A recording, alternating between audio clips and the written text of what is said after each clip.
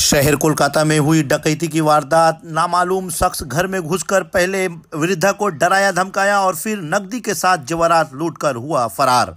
आप देख रहे हैं न्यूज लाइन कोलकाता। बड़तल्ला थाना के तहत आने वाले इलाका 326/A सेंट्रल एवेन्यू में एक मकान की दूसरी मंजिल पर बदमाश पहले घुसा और उसमें मौजूद 68 साल मधुमिता मित्रा को डराया धमकाया और फिर वहां से नकदी के साथ जेवरात भी लूटकर फरार हो गया। बड़तल्ला थाना के तहत आने वाले इस इलाके में इस तरह के घटना होने से इलाके में सनसनी है और खौफ का भी माहौल है। चूँकि ये इलाका कारोबारियों का है और वहाँ पे रिहायशी भी रहते हैं, इसलिए इस घटना का होने से लोगों में एक हैरानगी भी है और एक इनसिक्योरिटी की फीलिंग भी है।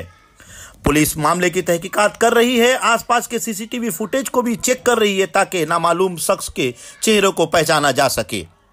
केयरटेकर से भी पूछताछ की गई है। केयरटेकर का कहना है कि मकान के बगल में एक बड़ा दरख्त है, हो सकता है कि वो बदमाश उस दरख्त के सहारे मकान में घुसा हो।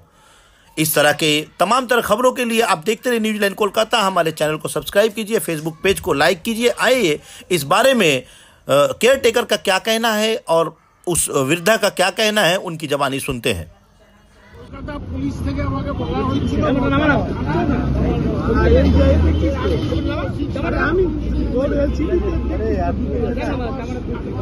আমার থেকে নিয়ে নিবি আপনি দেখুন ডিভাইডারের উপর কলকাতা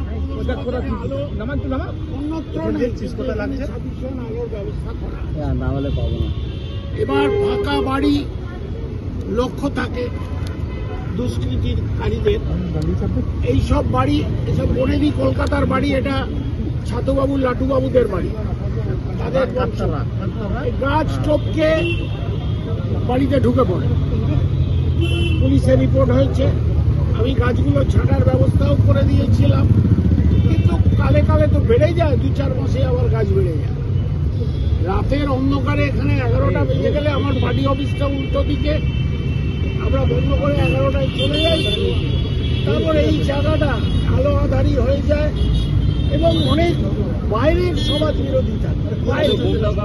আমরা বুঝতেও পারি, আমি রবীন্দ্রকানন পার্ক আমার এলাকায়, পরিবেশগত একটু অসুবিধা আছে, ওই মাঠ বন্ধ হয়ে যায়, সিকিউরিটি বন্ধ করে দেয়। তারপরে মাঠের টপকে এখান থেকে সেখান থেকে বহু বাইরের লোক ঢোকে, তারা সব চিহ্নিত সমাজ বিরোধী হয়। এ ব্যাপারে আমি বড়তলা থানাকে চিঠি দিয়েছি, ডিসি নর্থকে চিঠি দিয়েছি, যেগুলো আপনারা দেখবেন। কিন্তু তারপরেও এইরকম একটা ঘটনা ঘটল।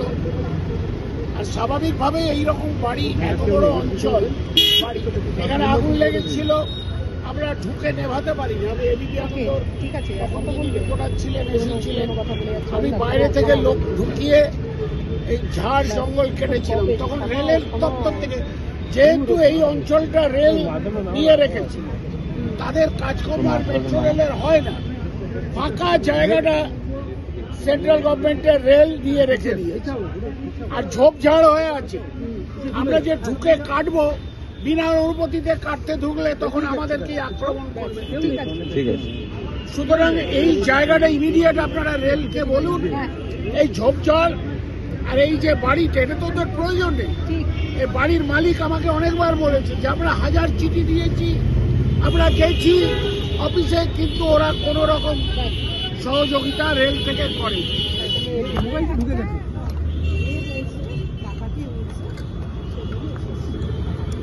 আপনি থাকেন কোথায়? উনি ফোনে কথা বলেছেন আপনার সঙ্গে ঘটনার পর? পুলিশ টেবিল আছেন মোটামুটি?